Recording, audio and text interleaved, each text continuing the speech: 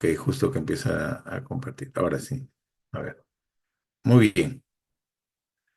Eh, Como comentaba, esta guía ha sido actualizada y esta es la guía que se ha actualizado y que se ha publicado ahora ya en enero. Claro que fue elaborado a finales del 2023, fue socializado, pero ya publicado en enero de este año. Como ven, esta guía evalúa pues todo lo relacionado a la evaluación y tratamiento de la enfermedad renal. La enfermedad renal hoy en día es un problema muy importante. Está, digamos, por encima de la prevalencia de la diabetes, hipertensión y por debajo de la obesidad, ¿no? Es un tema que está creciendo y es más complejo aún en algunos países, donde, por ejemplo, tiene una presentación en población más joven. Se calcula que de cada 10 personas, una o dos pudieran tener una enfermedad renal. Entonces, la idea es conocer cómo va el avance en el diagnóstico, ¿no? Entonces, esta guía, eh, trata de hablar de todo lo relacionado a la enfermedad renal en todos sus aspectos. Nosotros vamos a tratar de abordar explícitamente el tema que nos compete, que más es el tema del laboratorio, ¿no? Y a través de las pruebas, pues nosotros vamos a luchar contra la enfermedad renal. Por eso es el título, ¿no? Desde una perspectiva laboratorial. En la guía ellos mencionan una clasificación CGA de la enfermedad renal. Esta clasificación vendría a ser C, la causa. Hoy en día inclusive hay una reciente publicación, pueden leerlo en New England Journal of Medicine, que habla del tema genético, ver si de repente es una causa primaria, enfermedades sistémicas, ¿no? Que es lo más frecuente. Acuérdense que la hipertensión y la diabetes son las principales causas de enfermedad renal que llevan al deterioro del riñón con el tiempo, más aún si no hay un control y no hay un monitoreo adecuado.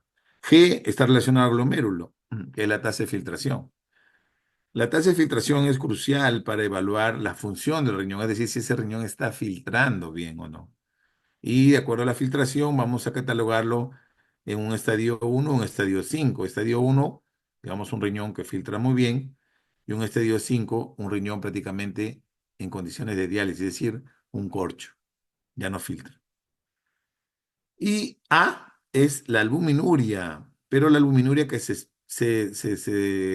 procesa a través de un cociente, a través de una tasa, a través de una relación, albúmina creatinuria, ¿ya? Albúmina creatinina en orina. Y según el valor de albuminuria, probablemente va a ser un A1, A2 o A3. Antes el A1 se podría decir con presencia de albuminuria normal, A2 con lo que se conocía antes como microalbuminuria y A3 con lo que se conocía como macroalbuminuria. Pero en líneas generales hoy en día se habla de albuminuria y esta corregida con creatinina. Entonces, conocer la causa, ver cómo está filtrando y ver si está dañado o no, es el tridente para el diagnóstico de la enfermedad renal, ¿ya? Es lo más importante. Y sobre esto, uno va a ver probablemente la severidad de la enfermedad, el riesgo que tiene el paciente y cómo vamos a personalizar el tratamiento, ¿no? Eso yo creo que es lo más destacado. Eh, Como ya mencioné, de un estadio G1, que es el filtrado, prácticamente ese riñón está funcionando muy bien, ¿no? Con un 90-100% de funcionalidad, está perfecto. Pero un estadio 5, por ejemplo, ya hay una falla renal, prácticamente menos del 15% de ese riñón está funcionando, ¿no? Y así tenemos una clasificación. Esta tasa de filtración glomerular, esta estimación, porque no es una medición, es una estimación, es la que permite establecer el grado, digamos, de filtrado.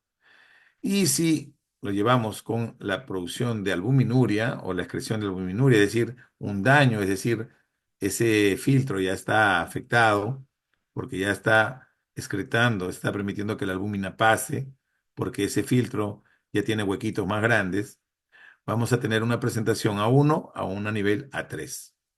Un A1 normal con un incremento leve, como dice, o A2 con un incremento moderado con estos valores, o un incremento severo, un A3.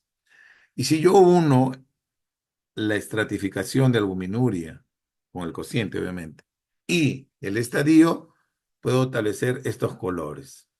Y si ustedes ven acá, por ejemplo, un paciente sin excreción de albuminuria y con una función normal, eh, está en color verde. ¿Y qué significa color verde? Que hay un riesgo bajo de que este paciente obviamente tenga alguna complicación de la enfermedad renal, si es que eso estuviera. Y acá están todas las causas, miren. Eh, Cuando los pacientes con enfermedad renal crónica mueren o se enferman o tienen morbilidades, se deben a todas estas razones, muchas de ellas cardiovasculares. Mortalidad por todas las causas, mortalidad cardiovascular, infarto, ataque cerebrovascular. Acá estamos hablando de enfermedad cardiovascular, falla renal, con terapia de reemplazo, ya si tuviera una diálisis o una diálisis peritoneal, o un trasplante, falla cardíaca, fibrilación auricular, enfermedad arterial, todo esto es cardiovascular. Entonces, los pacientes con enfermedad renal crónica mueren por enfermedades cardiovasculares. Y el riesgo de obtener cualquiera de estas está relacionado a este binomio. Por eso es que el correcto perfil renal es estimar la filtración con creatinina sérica nada más y la tasa albúmina creatinuria, es decir, albúmina y creatinina en orina. Y sobre eso definimos si todo lo que está en rojo, por ejemplo, es alto riesgo. ¿De qué? De todo esto. Y eso es todo en realidad cuando nosotros individualizamos a un paciente renal. Como vimos al inicio, hay múltiples causas, ¿no? Causas glomerulares, intersticiales, enfermedades vasculares, u otros temas de repente congénitamente asociadas, ¿no? Enfermedad vascular, clásicamente la hipertensión como principal factor, ¿no?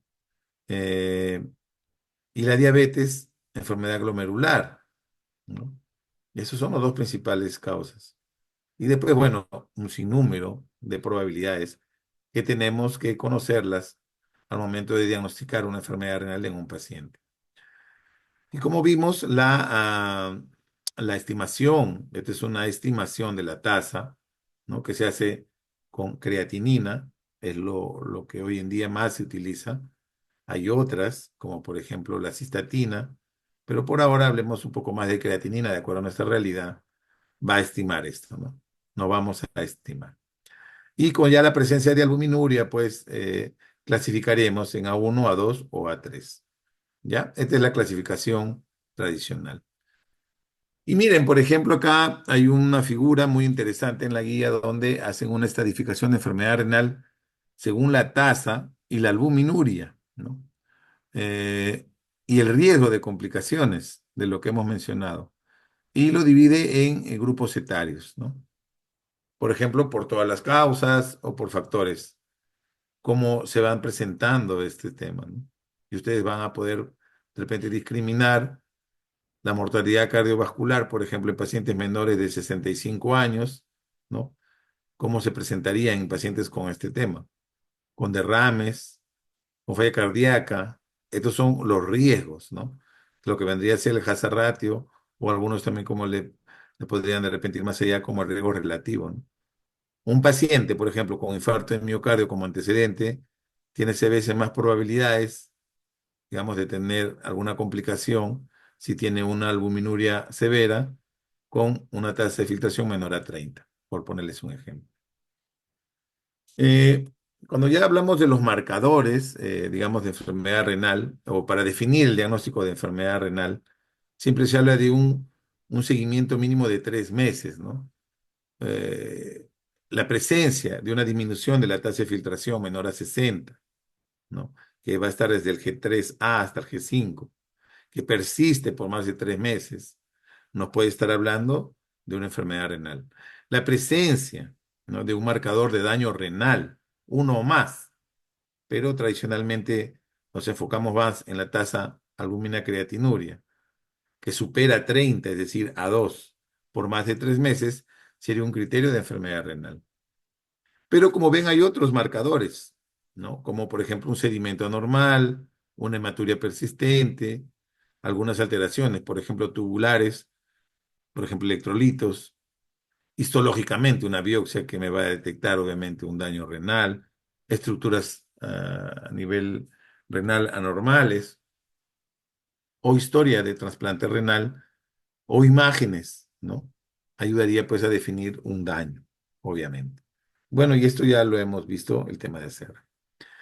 En esta diapositiva, más o menos se ve cómo está el mundo en relación a la presencia de la enfermedad renal en base a los criterios de DALI, es decir, un indicador de enfermedad, de carga de enfermedad o años de discapacidad. Si vemos así, a grosso modo, y nos tratamos de ubicar, por ejemplo, nosotros, vamos a decir Latinoamérica y el Caribe, estamos más o menos en esta zona, ¿no? Una zona intermedia, ¿no? Digamos con un score, digamos que supera pues casi los 500, ¿no? Miren, ¿ve? Hasta países que van a estar probablemente en 2000, ¿no? Por cada 100.000. Pero hay países como por ejemplo los que son de altos ingresos, los países desarrollados, miren cómo está obviamente su presencia por debajo del DALI. O sea, la carga de enfermedad es mucho menor. Pero nosotros tenemos pues una carga de enfermedad mucho más importante, ¿no? ¿No? Y esto hay que ver. Y encima, ellos le ponen un indicador importante relacionado al índice sociodemográfico, ¿no? ¿Eso qué significa? Que probablemente esta población que tiene mejores índices sociodemográficos, es decir, condiciones sociales mejores, en comparación, por ejemplo, con África, que tiene condiciones sociodemográficas peores, es decir, pobreza, insalubridad, nivel socioeconómico bajo, grado de instrucción, pues va a estar más para este rango, ¿no? Obviamente es nuestra realidad. ¿Deberemos salir de esto? Claro que sí, deberíamos de repente todos estos triangulitos compactarlos por aquí, pero para eso pasarán muchos años. En este gráfico, la guía trata de diferenciar un poco digamos, las intervenciones. Los cuadros naranjas indican acciones en personas con riesgo, por ejemplo, ¿no? En quienes deberían hacerse las pruebas y, como acá bien dice, identificar poblaciones con riesgo. ¿Cuáles son? Diabéticos, hipertensos, obesos, mayores de 60 años, algunos dicen 55, 65, ¿no? Antecedentes de enfermedades, etcétera. Los cuadros azules indican los pasos de la prueba. Ellos, por ejemplo, dicen que en población con riesgo deberíamos estimar la tasa de filtración y la tasa albúmina creatinina, ¿no? U otros marcadores, como ya hemos visto. Uno identifica y sobre eso va a ver si tiene una enfermedad renal, menos de 60, un A3, un A2, ¿no? Indica obviamente el daño. Y sobre esto, eh, yo tendría que ver inclusive la posibilidad de descartar que no sea un daño renal agudo, ¿no? Por ejemplo, en pacientes que a veces pueden ingresar a la emergencia. Una vez que yo discrimino eso, el cuadro violeta indica la identificación, por ejemplo, de un daño agudo, esto ya lo descartamos, y nos vamos para los cuadros verdes que indican la identificación de la enfermedad renal.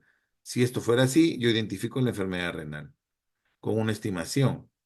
Ahora dice, yo tengo ya la identificación, verifico de que ha pasado más de 3 meses, confirmo, hay una evidencia, y de ahí, miren, a pesar que yo ya identifiqué esta tasa de filtración, probablemente fue identificada inicialmente con creatinina, yo pido que se estime, pero ya ajustándola un poco con cistatina, ¿no? Que sería lo ideal.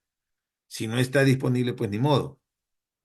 Y ya tengo que hacer intervenciones y ver, obviamente, de que ese paciente no progrese con la intervención que yo deba de hacer con la nefroprotección. Considerando que este paciente no tiene la enfermedad renal, no hay otro marcador de daño, pues simplemente la enfermedad renal no está presente y yo debería reconsiderar hacer otra vez el test de acuerdo a la progresión de la enfermedad o al riesgo del paciente, ¿no? Hay el riesgo, miren los antecedentes, lo que mencionaba, hipertensión, diabetes, enfermedad cardiovascular, antecedente familiar, obesidad y otros antecedentes. Lesión renal aguda también. Un tema interesante que ellos plantean es que deberían haber algunas condiciones, digamos, especiales para tipos de poblaciones especiales, ya sea por la edad, por el sexo, condiciones como de embarazo, lactancia, el género o adultos mayores, ¿no?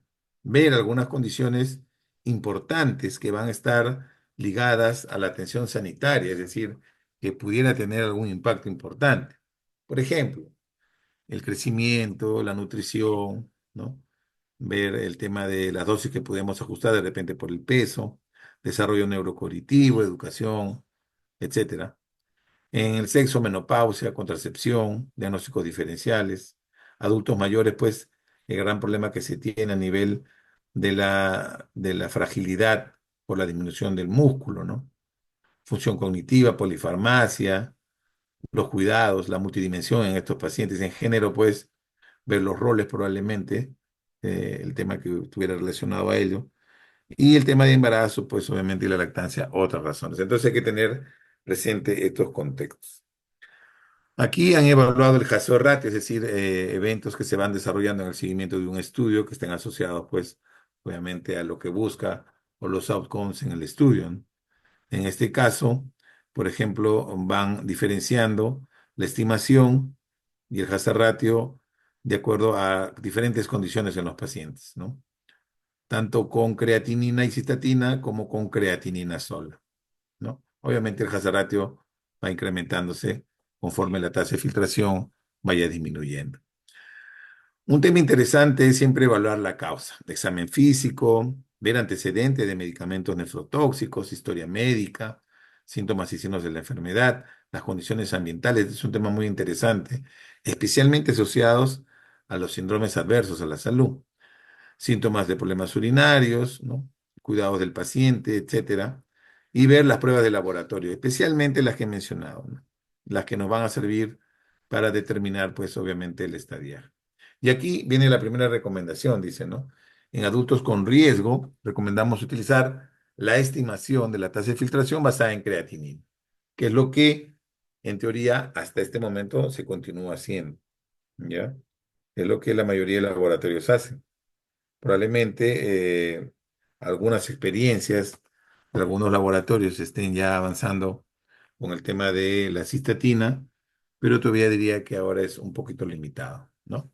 La cistatina C está disponible, dice la categoría de la tasa de filtración, debe estimarse a partir de la combinación. Siempre recomienda la combinación. Algunos requisitos, digamos, para algunos temas específicos, ¿no? Por ejemplo, imagenológico, biopsias, otros test o test genéticos. Miren la cantidad de test genéticos que se recomiendan, obviamente, en algunos pacientes, ¿no? Este es un tema que ya es a evaluar. El clínico tendrá que ver. Y después la guía comienza a abordar de una manera muy general temas puntuales al tema de estimación y al temas relacionados a la tasa. En este caso, van orientaciones para los laboratorios clínicos en relación a la tasa de filtración, ¿no? Dice, informe la tasa de filtración evaluando, utilizando ecuaciones validadas, es decir, fórmula validada. Vamos a ver cuáles son esas fórmulas validadas. Dice, informe la tasa de filtración redondeada al número entero más cercano, ¿ya? Eso hay que verlo. Eh, Siempre los valores por debajo de 60 deben ser considerados bajos. Ahora, cuando se informan niveles de marcadores de filtración, dice la concentración de creatinina sérica redondeada al número entero más cercano, cuando se exprese en estas unidades. Nosotros generalmente lo tenemos en miligramos por decilitro y recomienda centésimo, es decir, 2 decimales, ¿no? Redondeado al número entero, no más. Bueno, la cistatina también hacen alguna recomendación. Hacen recomendaciones analíticas, coeficiente de variación medora 2,3 para la creatinina y de 2 para la cistatina, más estrictos para la cistatina, ¿no? Y también, miren, incluyen el sesgo que es parte de la evaluación del error sistemático, ¿no? Mira, menos de 3,7 para creatinina o 3,2 para cistatina, ¿ya? Y algo más interesante que también lo mencionan y en la primera guía habló algo un poco, es siempre ver el tema de referencia estándar internacional, es decir, que sean trazables, que sean conmutables, que utilicen valores de referencia apropiados, ¿no? Eh, bueno, cuando se me dice tiene un tema más específico. Recomiendan estimar la tasa de filtración en combinación con creatinina y cistatina, ¿no? Obviamente esto ayuda a la precisión. ¿no? Especialmente dice en estadios 3, es decir, de estadio 3 para arriba hay que verlo. Eventos adversos importantes, cardiovasculares o renales, siempre se van a asociar cuando, obviamente, el paciente tiene menor tasa de filtración. Por eso es importante considerar en ellos, en esta población, es la combinación, ¿no? Después dice, recomendamos utilizar una ecuación de la tasa de filtración validada, validada. Ya vamos a eso a hablar un poco más adelante. Utilizar la misma ecuación, ya si se utiliza en una región, se debe evitar el uso. Miren, acá dice en el punto 1242, se debe evitar el uso de la raza en el cálculo. Este es un tema bien interesante. Los que tuvieron la suerte de estar en el Congreso de la PAC, se abordó este tema en la primera plenaria. En la primera plenaria abordamos este tema y establecimos el primer consenso latinoamericano, ¿no?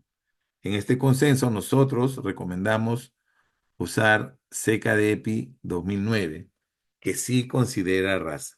Vamos a entender eso un poco más. Y bueno, acá algunas recomendaciones pediátricas. En el caso de un test inicial, por ejemplo, con la estimación con creatinina, siempre hay que considerar temas asociados a la inexactitud. Acuérdense que la creatinina pueden tener pues algunas interferencias importantes, más aún si usamos una creatinina cinética y no una creatinina enzimática. Ustedes vean a nivel de su laboratorio qué creatinina utilizan. Ese es un tema muy importante. Acuérdense que si utilizan creatinina cinética, van a tener más probabilidades de interferencias en comparación con la enzimática, ¿no? Si no hay, obviamente, si hubiera, dice, recomendarían pues, si hubiera algún tipo de consideración en relación a este tema, si no hubiera, digamos, hay que usarlo, ¿no? Si no, recomendaría usar cistatina. Y bueno, de ahí se evalúa la tasa de filtración. Si es con cistatina, también hay que ver otras posibilidades, porque la cistatina también pudiera tener, ¿no? Digamos, algún tipo de, de interferencia. Igual recomendarían medirlo, ¿no? Y si no, utilizarlo con creatina. Siempre la creatinina con la cistatina son situaciones clínicas más específicas, ¿no? Y eso ya dependerá, obviamente, del médico tratante. La cistatina C, como pueden ver aquí, pues tiene problemas asociados también a su exactitud, ¿no? Hay temas diferentes que pueden estar asociados.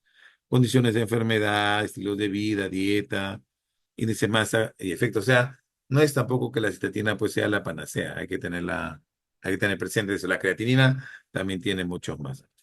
En relación a la albuminuria, hacen algunas precisiones específicas, ¿ya?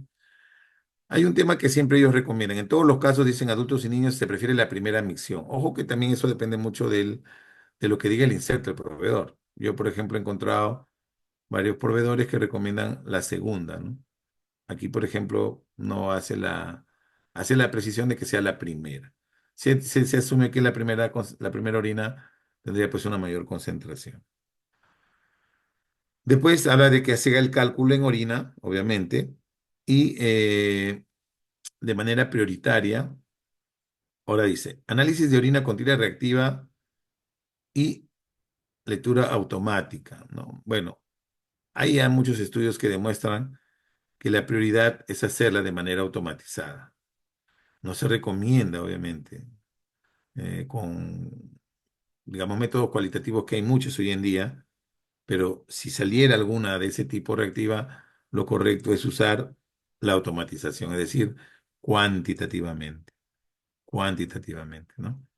Dice, utilizar métodos más precisos cuando se detecta albuminuria que menos precisos. Ojo que la albúmina en orina, o la albúmina en general, hasta el día de hoy sigue teniendo serios problemas de trazabilidad analítica. Tiene un bias un poco más incrementado.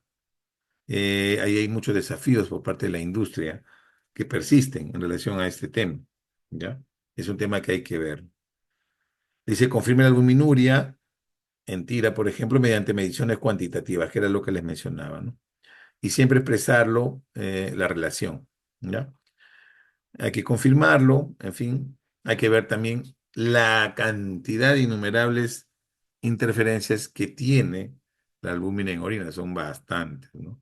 Hace muchos años, varios artículos siempre mencionan eso, ¿no?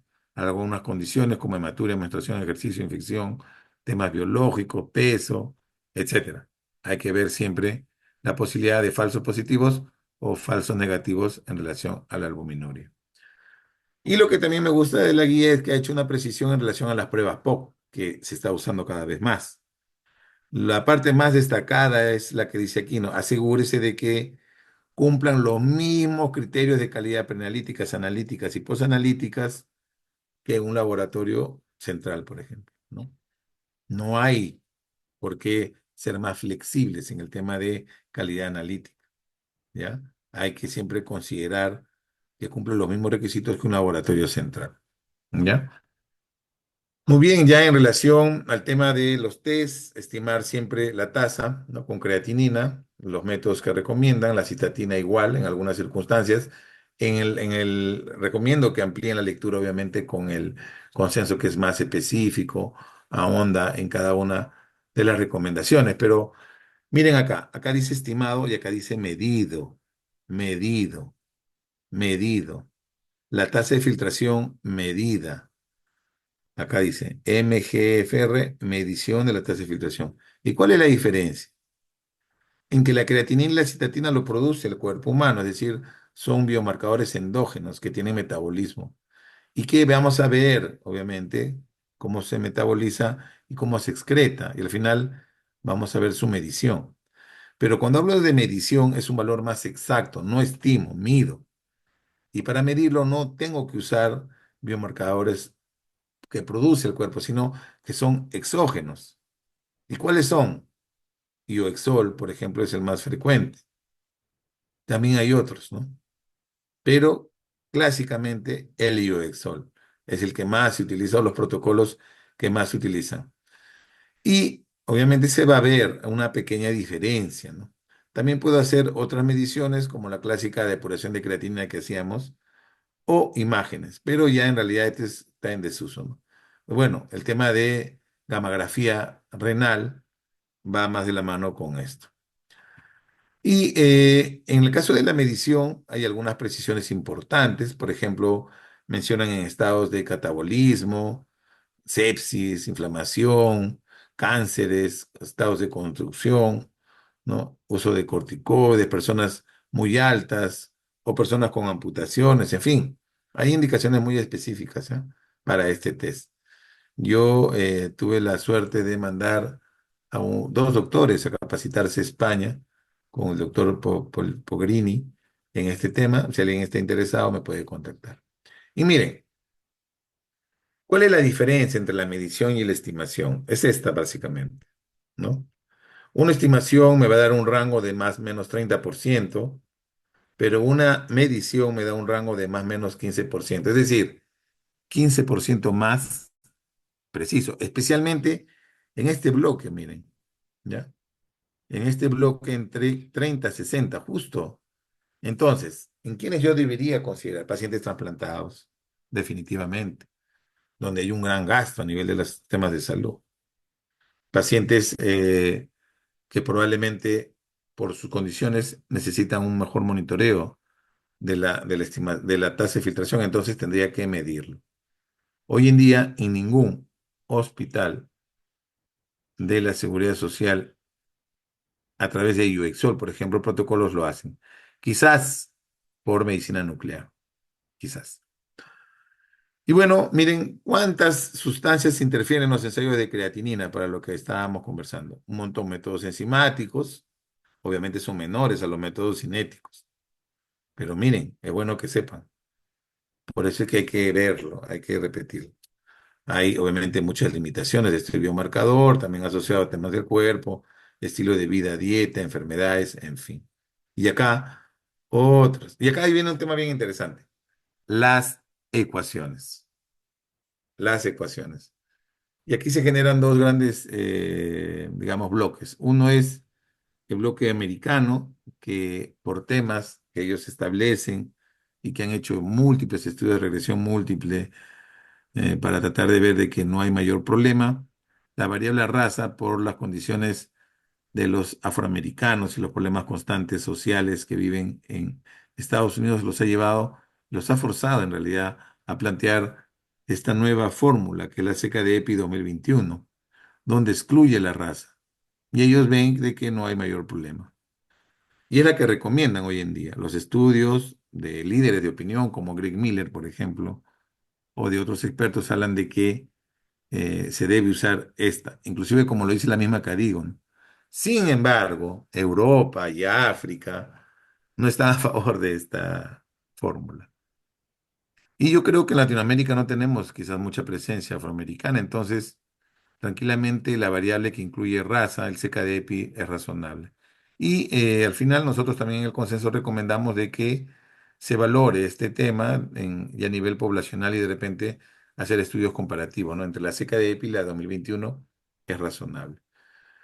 Y bueno, después viene ya un enfoque integral de riesgo. Hay muchos medicamentos hoy en día que tienen un gran beneficio para el manejo de los pacientes. La nefroprotección, tratamiento intensivo es crucial para estos pacientes. Y bueno, acá una de las últimas diapositivas, miren, a nivel mundial hablan siempre de que las hierbas, ¿no? Los suplementos dietéticos tienen evidencia de nefroprotección. En Latinoamérica, por ejemplo, miren, la carambola y la uña de gato, para tenerlo presente, por si acaso. Tema educativo, de vigilancia, la gestión, el manejo y la navegación de los sistemas son componentes cruciales en el manejo de la enfermedad renal y la lucha contra estos pacientes. Muchísimas gracias, me excedí creo que 6 minutos y quedo alguna pregunta si hubiera, si no, continuamos.